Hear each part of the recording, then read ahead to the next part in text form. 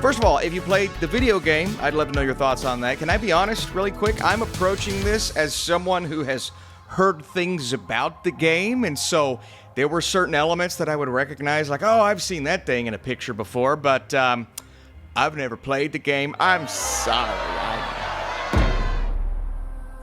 I'm looking for my sister. Does she look familiar to you? She's gone missing. Hey, that's a cool perspective to have, right? So I was excited for this to get me excited about the game, and I want to talk about it. So we start out with a bunch of cardboard cutouts. I want to call them characters, but I don't know if there's enough for me to call them characters. I couldn't tell you a name. I think the name of the sister was Melanie. Can't you fact check me? But they arrive at this very creepy area where weird things are happening, and there's this abandoned visitor center that they walk into, and it almost feels like they're in a different world because things are so ominous and creepy. And then they discover these six. Were there six? I just watched the movie. However many characters are searching for this girl's missing sister, and admittedly, I was kind of interested in the beginning. I'm like, okay, this is cool. They are setting up a nice mystery. There's some creepy things happening. There's one character that we encounter that I looked it up, has a big tie to the video game. So that is another thing that is very cool. And thus, we are setting up what ultimately hooked me from the trailers. And that's the fact that they're living this day over and over and over again. Groundhog Day, live, die, repeat, happy death day. What's another one? Whatever it may be, it gives us the opportunity to see some really sweet kills. And we're talking blood, gore, explosions, limbs being chopped off, some creepy dude chasing them. And that's kind of the main antagonist in the beginning. And then you discover there's a lot more going on here. We're talking people being haunted and floating, maybe some sort of creature that isn't a person. There's a lot happening. And you're asking a ton of questions like, okay, what's actually going on here? And I was in it through the first half of this film because the mystery had me intrigued. It's not just a slasher movie. There are like 17 different things happening to these poor kids. They can't even... Well, that's a spoiler. Just an example doesn't happen in the movie. They can't even breathe air without it causing something horrible to happen to their body. And then, at one point, the place that they can be inside of expands to another building. And then you're walking in that building, seeing familiar things, going, okay, no, seriously, what's going on? Because it's crazy. So I like the mystery. David F. Sandberg knows how to build these slow and ominous, creepy moments and deliver several scenes worth of payoff. And we're talking over and over again because every time they reset the day, they start over and they get a chance to survive, wait for it, until dawn.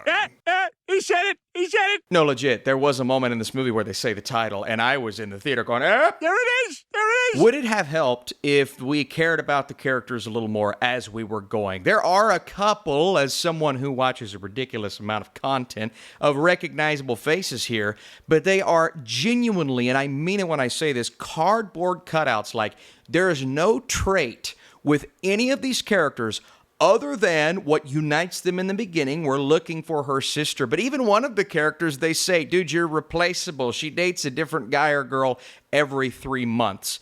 But that's how I felt about everyone, because there was nothing about them. Even the subtle hints of relationships that they try to build between them individually, I'm like, okay, that's fine. Where's the guy walking around with the weapon? Because I want him to smash one of your heads in. Okay, and I'm not saying they're the most unlikable characters in the world, but they're kind of stupid. You know what I mean? They're kind of morons. And so every decision that they make, and I understand the position that you're in, it's a bad position. There's not much you can do in the beginning until they slowly start to figure things out. And I'm not going to spoil where it goes or talk about the final act or final 45 minutes of this film, but inevitably, we think we know the direction that we are headed. And as soon as we reach that moment, this movie got less interesting. And when you become less interesting and have a third act that features, well, a piece of the puzzle, it kind of lowers your excitement level. It takes away the reason why I was so intrigued by this movie in the first place. And not to sit back and say, this could have been all constant kills starting the day over. Let's see how many different ways we can make these people bleed and die. That's not what I wanted the entire movie to be, but it becomes, I'm not going to say insufferable at a point, but it makes some decisions here and there to where I'm going, oh, that's what they're doing. And it's so funny because there was like this cabin in the woods feel to it in the beginning, and I thought maybe they could go in a direction, not that direction, but where David F. Sandberg is dropping hints throughout, and then there's like a clever approach that he takes in the third act. That is not the case. Now, the way that it actually ends, or I'll say this, the way that one plot point ends, one of them in this movie, I found to be interesting and a rock-solid decision. And so that's where I see David F. Sandberg, and I'm going, okay, there he is, the director that I know and love, that I was seeing all throughout the first 50 minutes to an hour of this film, and I'm having a pretty good time. And so Until Dawn is not a complete throwaway or a complete waste of time. But when it starts to get too creative for its own good, and it ultimately feels, funny enough, repetitive, even though the repetitive parts were the parts that I liked. But I mean, I have seen this third act many times before, where they are attempting to feel like this creative experience, like, that's where they're going with it. But then they lower the stakes so significantly by making one decision that could work in a different movie. But in this film, they're like, so here's what we have to do, and here's why we are stopping the fun that you are having as an audience. And I'm just like, okay, so now we're back to normal movie, which means I have to care about the characters.